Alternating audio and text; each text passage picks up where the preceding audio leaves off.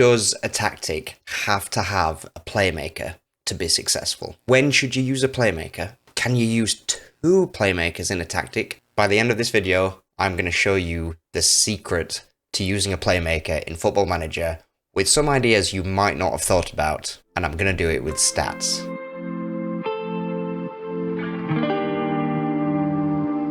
Hello everyone, my name's Stybb, and Johnny and Llama have kindly invited me here to present some nice graphs to you, and also because, quote, my dog is adorable, and they thought you'd all like it. So here I am. I've always imagined that for a tactic to be successful, you've got to have one single playmaker.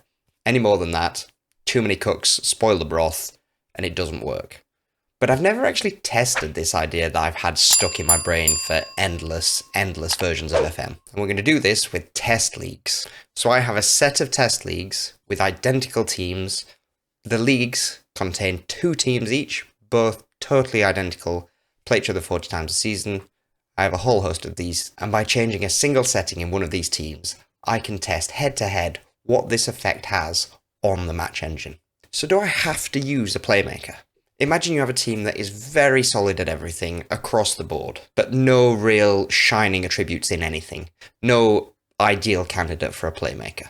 Does just adding a playmaker in because you need to have one, does that improve your team's performance? So for the purpose of these tests, I've defined playmakers as advanced playmakers, deep lying playmakers, roaming playmakers, ball playing defenders, trequartistas, and wide playmakers. This is based on the take more risk setting. So these graphs will show the difference between identical teams, and the only difference will be where I've changed one of the positions to be a playmaker. Positive points means the playmaker made a difference. Negative points means the playmaker had a negative effect on the team overall. And although this data is generated over 5 seasons, where there's thousands and thousands of games going in to make the data, there's still probably about a 5-point level of variation within the data. So any small differences you can take with a pinch of salt. So first up, changing a single playmaker. Does it make a difference? Not a great start. Well-starred deep lying playmaker, our ball playing defender, and our roaming playmaker all show small increases. It's not really significant. And the trequartista and the wide playmaker are really not great. So it looks like just putting a playmaker in for playmaker's sake isn't the way forward. It doesn't necessarily improve your team. Depending on where you play them, it might not weaken the team either, but it looks like a playmaker is not always necessary. So how about if we had a second playmaker into the mix in the same team? There's a whole host of combinations I could try here. I've tried the most common ones for the most successful positions. And we can see that on the face of it, it's really not great. It makes sense that, especially in positions where you have two deep-lying playmakers occupying the same spaces, this is detrimental to the team. So it looks like my first hunch is sort of right to a degree. Clarification time.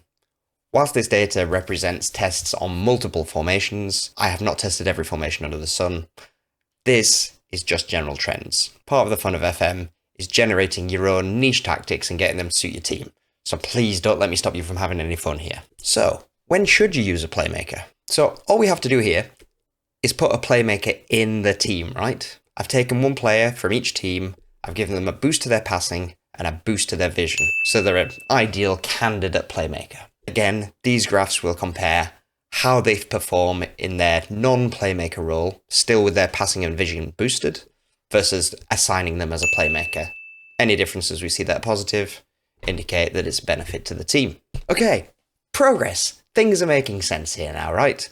We've got a dedicated playmaker in the team. Assigning them to be a playmaker gives us some benefits. The deep lying playmaker and the wide playmaker basically showed no benefits in our tests. But overall, if you've got a playmaking candidate, it's a good idea to set them as that within your team. So how about two playmakers? I have two players set with increased passing and vision again, and we're going to compare head-to-head what setting them as playmakers does to our performance. I'm determined to ram more playmakers into this team. Well, it doesn't look great again. Those positions that performed so well as a single playmaker now actually get reduced in performance a bit when we add a second playmaker to the team, even when they've got adequate skills for it. Though astoundingly, our tests with our advanced playmaker and a roaming playmaker performed so well, I went through and checked all this data, and it was just incredible. They had incredible seasons every season. So perhaps with the very right tactic, you can make dual playmakers work. Do wide playmakers suck? Yes. In all of my tests, yes they did. If you have a successful tactic with wide playmakers, let me know in the comments down below, and I will test them out. So what's the big secret then? It's all well and good having a team of Bruno Fernandezes, but if you've only got Anthony stuck up front, you're in for a bad time. So let's give our teams a striker with a bit of pace, bit of acceleration, and some off-the-ball movement, so our playmaker has somebody to find. Now remember, this player is going to be present in all of our control tests too, so we're still just looking at the difference between making our player a playmaker versus him being a normal player. So here we go. Bigger bars, more success. If you have a striker that has better movement, is faster than the opposition team, better jumping I'd work either. Having a playmaker in the team can make a real effect and really exploit the opposition defense. So now, how about 2 playmakers? Gotta try for 2 playmakers, right? Yes, there are some instances where you can use 2 playmakers and still see a really strong effect of setting them as playmakers, especially in partnerships where they're not hogging each other's spaces. Though this isn't as pronounced as some single playmaker instances, you can use 2 playmakers to your advantage. I hope this has been informative. If you want more great tips, check out this video from experts within the game giving some great tips for your tactics. I'll let my dog handle the outro.